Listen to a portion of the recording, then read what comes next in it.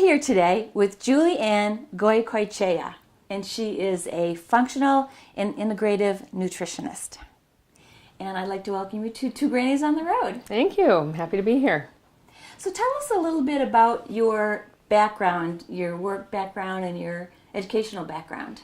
Sure. I am a registered dietitian nutritionist. I have a master's of science in human nutrition.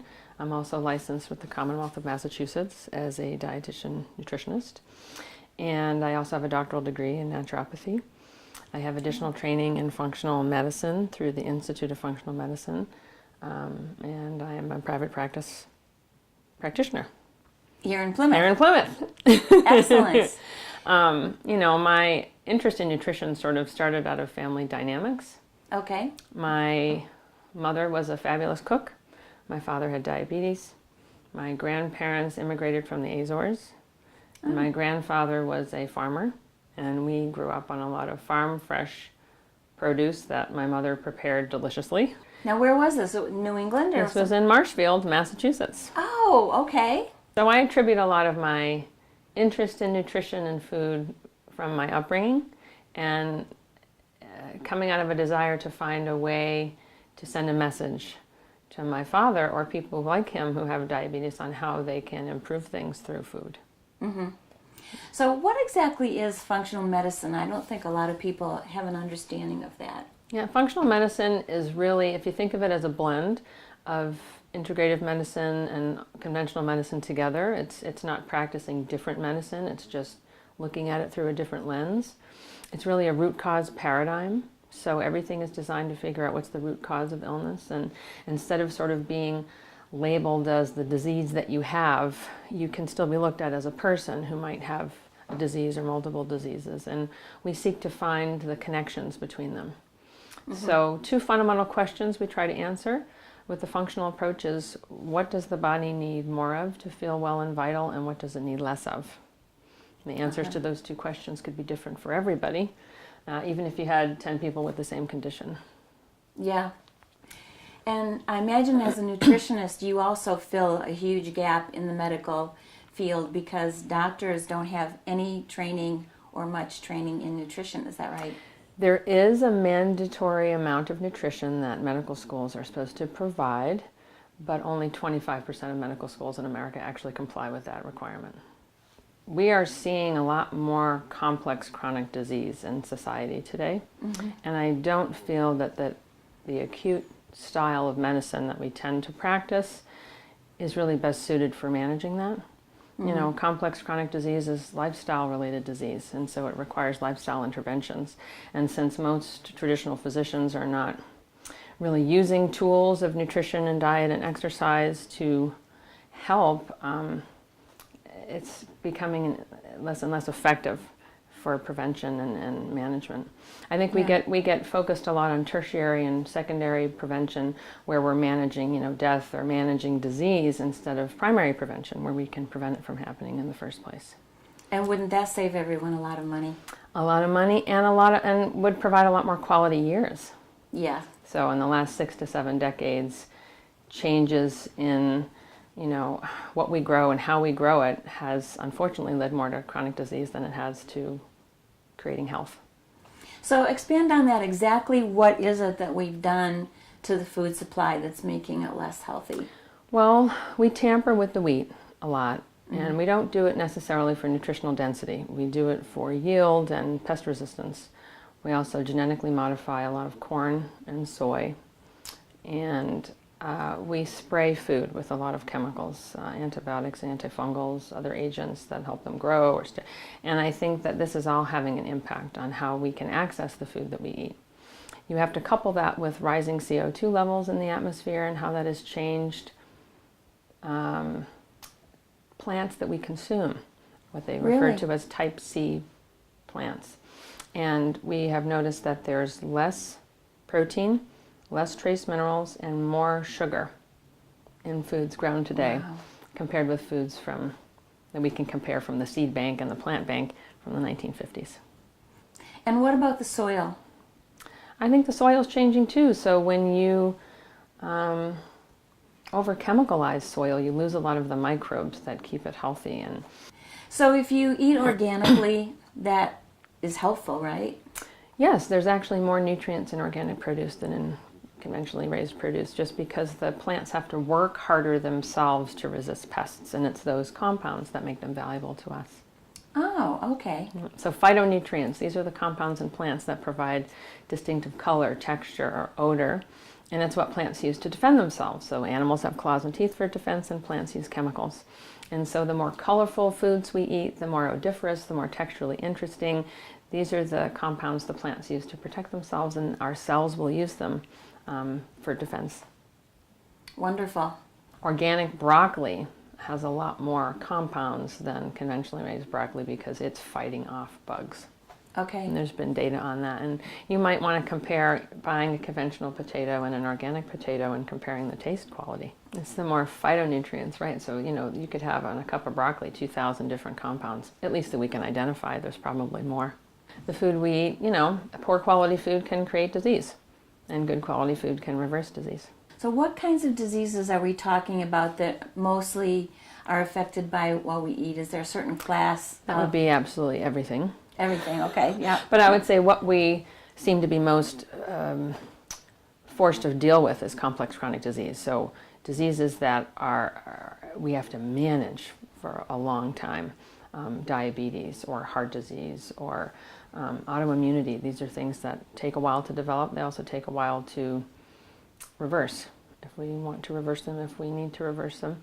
And when you look at the leading killers in America, heart disease being number one, this is a completely preventable disease. Wow. Doesn't mean there's not genetic vulnerability that people can have, but understanding that and then adapting your lifestyle to factor that in, it can be preventable. So most of our complex chronic disease is preventable disease. Now, what do most of your clients or patients come to you with? What kinds of issues? Anything and everything. There really is no disease that nutrition can't benefit in some way. I would say I have a lot of people with gastrointestinal problems, food allergy, irritable bowel syndrome, chronic gas and bloating, other digestive dysfunctions, autoimmune or not. I do have a lot of people with diabetes, people who come for challenges with weight, people with chronic fatigue. I mean, it runs the gamut. So I don't turn away anybody. So what is your process then with a new client who comes to see you? I give them a very detailed intake because I want to understand where they're coming from, what are their goals and priorities. It helps me understand where we can kind of hit the ground running. I try to meet people where they're at. I'll have people that come and say to me, you're the sixth person I've seen, what are you going to do? And then I just try to explain my philosophy. The functional medicine model works well by starting with food. Okay. Let's clean up the diet. I often recommend people do food allergy testing because there's more allergy now than ever before, which tends to parallel the curve of the introduction of genetically modified food and tampered wheat into the society. There's a lot more gut dysfunction now than ever before, in part related to chemicals sprayed on food and antibiotics sprayed on food, and our microbiome is disturbed, and we can't access the food we're eating. So starting with food becomes a really good place for removing allergies and cleaning up the gut. And the functional medicine world views the gut as a really important organ system because it's the one system that links all the other organ systems together like a web. Okay. It's the deliverer of raw material. So if it is not functioning well, all other systems suffer. If it's functioning well, all other systems benefit. Yeah. So it becomes a place that we start, and it's often the root cause. Okay. So then you do testing? So I'll do testing, and we'll sort of start with an elimination trial based on what their food allergy results present, and we'll have them take those foods out of the diet temporarily. Then we'll do a systematic reintroduction and evaluate what kinds of symptoms they generate, which helps people make connections between how they feel and what food impact it has, or what impact food has on their symptoms. Then we sort of get into deeper things. So once the gut is healthy, then we can restore and optimize the nutritional state. So if they're, let's say someone's been suffering with heartburn for many years and they've been on acid blocking medication, maybe they don't really need that medication after 20 years. As we get older, our production of acid deteriorates anyway, so suppressing it doesn't make sense. During this time, it might impact their ability to absorb minerals. Minerals require acidity for absorption, and that might increase their risk for osteopenia or osteoporosis later on. So, sometimes we're doing a lot of repair in this process as well, and undoing things that have been in place for a while, but it doesn't mean we can't support them. It doesn't make sense to build the system up or throw lots of nutrients at a gut that doesn't work. So healing the gut makes sense, and then optimizing the nutritional state helps us. You're in a place now where you can access those nutrients. Okay. And they can do their work. Now, is that mostly from food, or are there also supplements involved that you need? Certainly supplements are helpful for restoring a deficient state more quickly and can be a desired way. It might be harder to recover a deficiency state from food alone, and it might take a much longer time. Sometimes people feel better if we just restore the state quickly, use supplements to do that, and then with a healthy gut and good eating, they can maintain that on their own. Okay. The idea being, does someone want to take vitamin D the rest of their life, or do they want to fix the reason why they're deficient, restore the level, and then help to maintain it afterwards? There's a lot of controversy over some certain things in the food industry about, is milk good or is milk bad? Is meat good or is meat bad? Do you have a philosophy, or is it very individualized? It's a great question. I don't believe in a diet off the shelf approach. I don't think there's any single one diet for anybody. So milk can be great for one person and not great for someone else. And the best course is just to figure out what your personal needs are. This is where the allergy testing comes in really handy. Right, okay. Right. So what foods does your body need more of to feel well and vital, and what foods does it need less of? This helps us put food into two different buckets, a good food bucket and a bad food bucket, and we can emphasize the good food bucket, which is an anti-inflammatory diet for you or for that person. And the bad food bucket becomes the diet that promotes inflammation and feeds disease process. And I should back up and say there's 3 different ways that people can have adverse food reactions. So traditional food allergy stimulates an antibody IgE, and this is an acute response antibody. So these are the people that have an anaphylactic reaction to peanuts or a bee sting. It's an acute response that's immediate.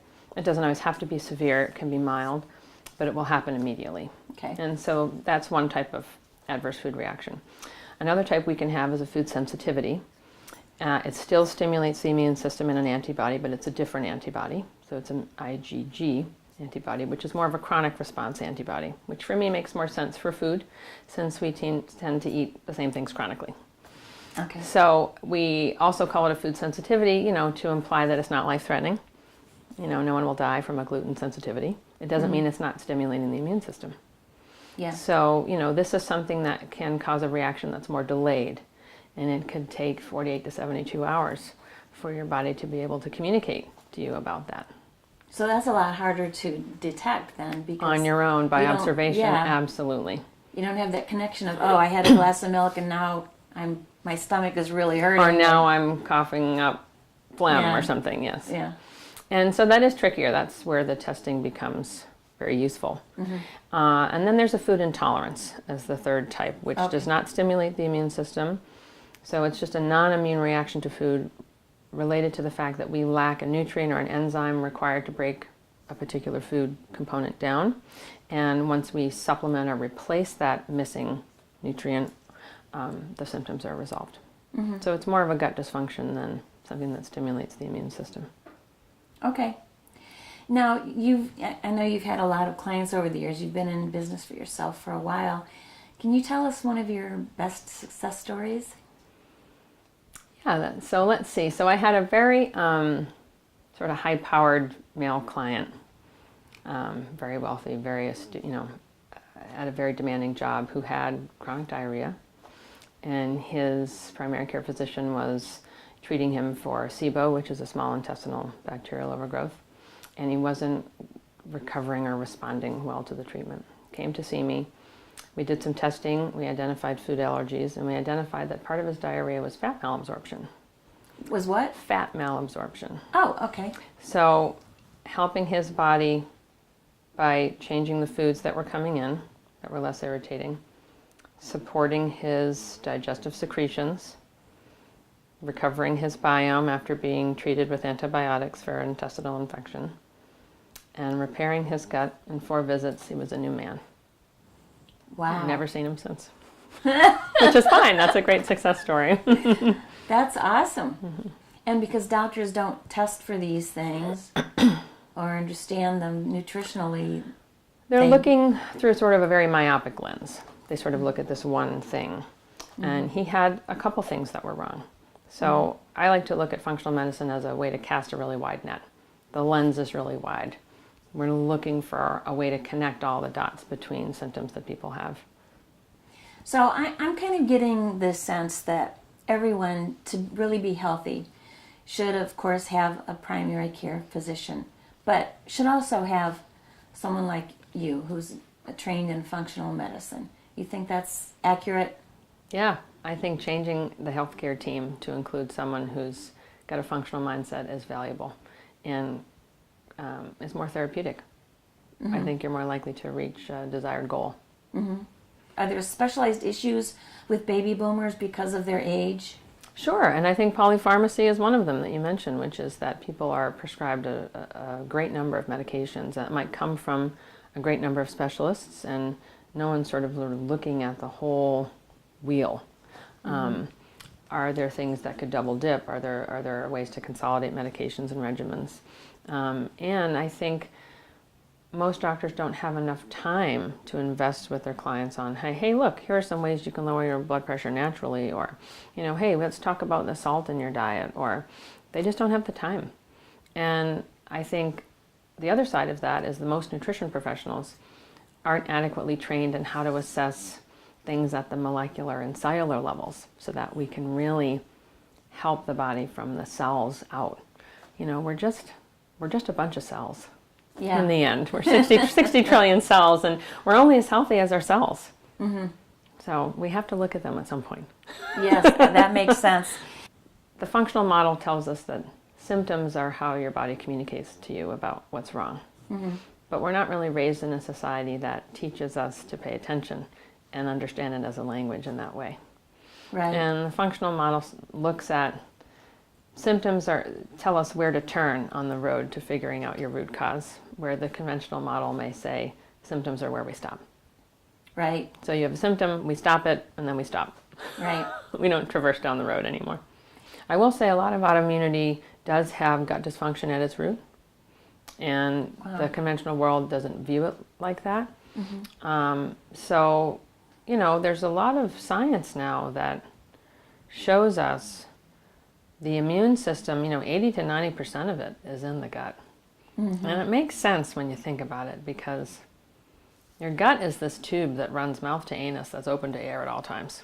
And it's the interface between the outside world and the inside world, and a lot of exchange and interaction is happening there. And it's exposed to more things in a day than your skin's exposed to in a lifetime.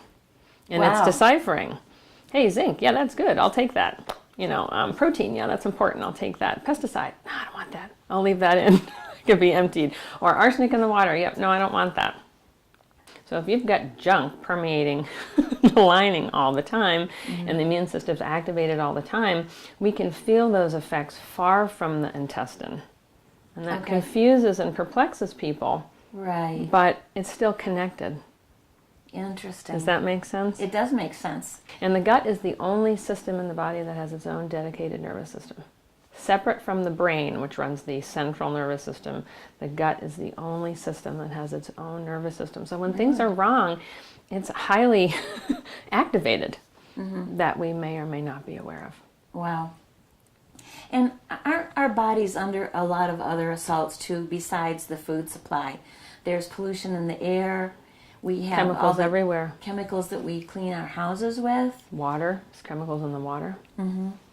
And how do those affect, do they affect some people more than others, do you think? For sure. And I think that's where genetic vulnerabilities come in. Some people are just not good cleansers. They're not good detoxifiers. So they're more susceptible to environmental contaminants and pollutants and toxins that they're exposed to. Other people are better at clearing them from the body. And the liver can certainly get overburdened, so we're a chemical country. We make a lot of chemicals and we're exposed to a lot of chemicals. And it's partly why the immune system is more overwhelmed than it's ever been before. It's partly why we see more autoimmunity now than ever before. It's struggling to keep up with identifying what's friend and what's foe, what's good and what's bad. And when the liver becomes overwhelmed, we can also see an impact on that on weight gain. Wow. So the body will quarantine toxins in fatty tissue because they get stuck in a fat-soluble state if the liver can't convert them. The liver converts them to a water-soluble state so that we can eliminate it in urine and stool. Wow, but you need amazing. nutrients to do that, so if people are deficient, then maybe that's a reason why it's not happening. Right. Versus genetic vulnerability. So it's very it could be complex. anything. Well, I'm glad that you're here to figure that out for us. Oh, thank you very much. So I want to thank you, Juliane, for spending the time with us today, and hopefully this will help people take a look at their health and make some decisions that will help them be healthier and live healthier longer. That sounds great. Thank Thanks you for having me. Thank you. Bye.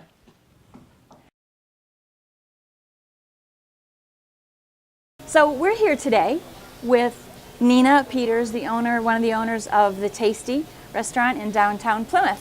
Thanks for being with us today. Thanks for coming. We just had a wonderful lunch. So how long have you been here? It'll be 3 years in July, beginning of July. Okay. And what is the philosophy of your restaurant? What kind of food do you have? The food is kind of an eclectic mix of just really strong, flavors, local ingredients, seasonal ingredients, and really it's always chef's whim because the menu changes every night. So yeah. And I just had the pastrami, which is you cure that yourselves here? So so my husband has been working on his pastrami for a very long time. It's a week-long process of curing and Wow. Smoking, and he's really proud of the results. People have become regulars because of it. So What is your background? Have you always been in the restaurant industry? he went to school at Syracuse for advertising, and I was actually a modern language and business studies at Northeastern, and dabbled in marketing for a while. He dabbled in the business sector for a while, and neither one of us were really taken with that environment. So we got started in restaurants and kind of never looked back. Excellent. A lot of people dream about owning a restaurant, but not many people actually do it successfully. Yeah, it's not. I wouldn't recommend it for everyone. And It's a lot of hard work. It's a lot of work, and it's not for everyone. Not for the faint of heart, that's for sure. Certainly not. Certainly not. Excellent. I strongly believe that if you don't have good food, I don't know how you can last. And there's too much competition. Yeah, you have to have really good food. Yeah, we do have a lot of people come in with dietary restrictions, whether they're medically based or just by choice. But we do our best to accommodate people who are gluten-free or vegetarians, vegans, that sort of thing. And because our menu's generally small and our produce is very fresh, we have a lot on hand to kind of rework the dishes so that it can fit somebody's parameters. That's great. Yeah. And most of the meat is local? From local? We do get some dairy locally.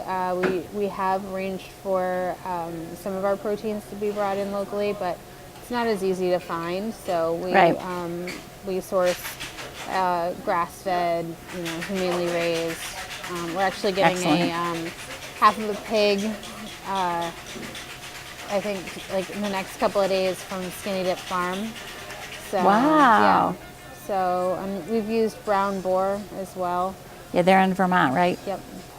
So Yeah, we do what we can. Are your fruits and vegetables all organic, or Not all of them are organic. And it's hard to get everything organic? Yeah, and we do use a lot of Plato's Harvest organic produce, and that has been a mainstay of ours from the start. Skinny Dip again is one of our major providers of produce. Yeah, When you we've come been here. lucky with partnering with people who are local. We're at the farmers market twice a month now because it's winter. Right. But you'll find us there picking up our produce just like everybody else. We actually started working, having a table at the farmers market in December. So we're selling soup this season. Oh, nice. So yeah, Oh, that's great. yeah, it's been really well received. So we're happy with. Soup is a creature comfort. Oh, it is, definitely. So And I heard something about some cheesecake. yeah, we do have an excellent cheesecake maker. My mother has been. Wow. Yeah, she her recipe is under wraps, but yeah, it's awesome. Oh, you mean Yeah. you're not going to give it to me? No, we're from New York, and but it's super creamy and just really lets the flavor of the cream cheese sing. It's excellent. That sounds great. So I good. can't wait to try that. So, what are your hours?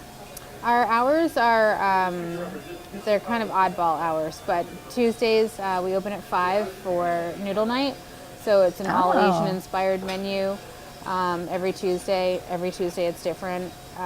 Anything from curry bowls, rice bowls, ramen, pho, anything that he's kind of hankering to either eat or try and make. Okay. We'll find himself on that menu. Okay. And then we're open for lunch Wednesday through Saturday, Okay. and dinner Wednesday through Sunday. We're open until 9 Tuesdays, Wednesdays, and Thursdays, and then 10 on Fridays and Saturdays. Do you have like specialty cocktails? Oh yeah, we're definitely a craft bar. We make our own syrups. We squeeze our own juices. We are making infusions. We have our own tonic syrup. So Oh, that sounds great. yeah, we do as much from scratch as we can. Yeah, excellent. So your website is thetastyplymouth.com. okay.